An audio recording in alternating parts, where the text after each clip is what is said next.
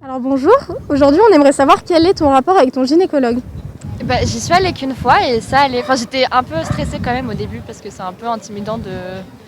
Mais au final, elle n'a pas regardé vers là.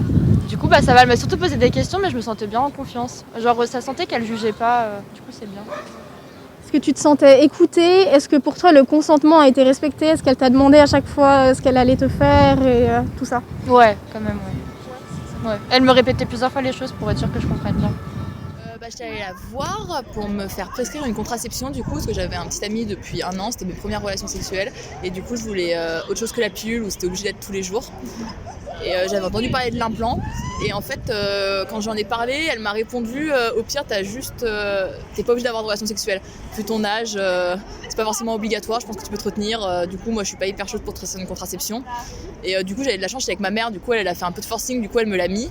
Mais du coup ça m'a fait hyper mal quand elle me l'a mis, je sais pas s'il y avait un lien, mais je pense que déjà comme j'étais pas à l'aise, ça a pas aidé. Du coup quand j'ai dû me le faire enlever, j'ai pas du tout osé retourner chez elle, je suis allée au planning familial. Et après du coup en ça traitant, j'ai appris qu'elle faisait gynécologue, enfin vraiment gynécologue, mais elle s'occupait de ça aussi. Du coup je suis restée chez elle et avec elle ça se passe hyper bien, elle est hyper à l'écoute. Donc ma gynécologue m'a fait faire un dépistage, un frottis, on appelle ça un frottis. Donc c'est pour détecter si on a des papillomavirus au niveau du col de l'utérus. Et souvent ça on le fait à partir de 25 ans, à l'âge de 25 ans. Parce que c'est là où c'est le plus problématique en fait pour la femme. Elle a beaucoup plus de chances d'avoir un cancer du col. Et elle me l'a fait à 23 ans, elle m'a pas demandé, elle m'a juste dit je vous fais un frottis. Et moi en fait j'étais pas vraiment au courant de pourquoi et qu'est-ce qu'était un frottis. Dans quel but on faisait un frottis. Et donc j'ai dit oui. Mais j'ai pas vraiment été éclairée en fait sur tout ça. Et puis par la suite j'ai eu mes résultats qui n'étaient pas positifs, donc j'ai des papillomavirus. Et elle m'a dit bon je vais vous faire une biopsie, c'est grave, vous avez sûrement un cancer.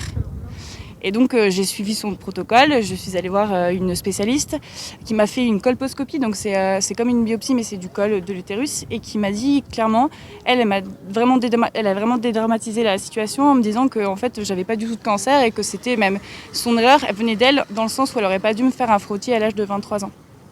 Voilà. Et moi, du coup, la première fois que j'ai vu une gynéco, c'était, je devais avoir 16 ou 17 ans. C'est parce qu'en fait, j'étais pas bien réglée. Et en fait, j'avais fait une espèce d'hémorragie, un truc très, très flippant.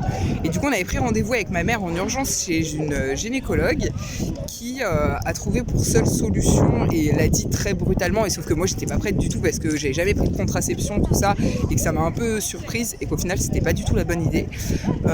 Elle m'a dit, faut absolument prendre une pilule, c'est parce que vous êtes pas réglé, mais fallait le faire avant, mais fallait venir voir quelqu'un avant, quand vous vous rendez compte que vous êtes pas réglé, faut aller voir une gynéco.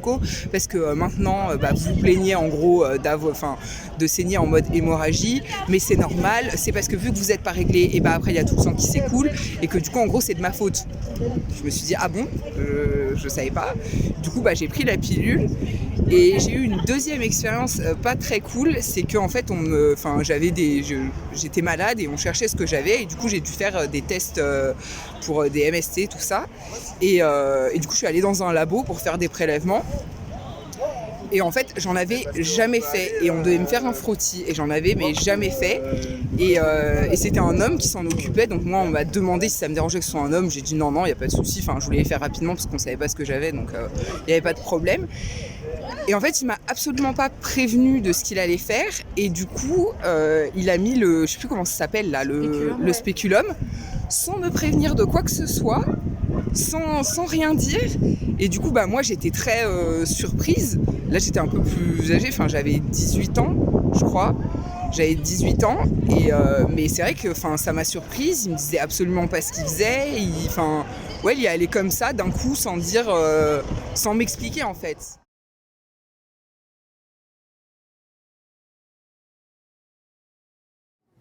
Déjà en parler avec des gens qui sont concernés, en parler avec des gens qui ne le sont pas aussi. Et je pense que déjà ce serait un grand pas. Et après voir aussi les solutions. Et je pense qu'en fait la sexualité c'est quelque chose de très très tabou. Et déjà entre nous, d'en parler, ça serait déjà important. Ouais. Voilà. Franchement, c'est une bonne question.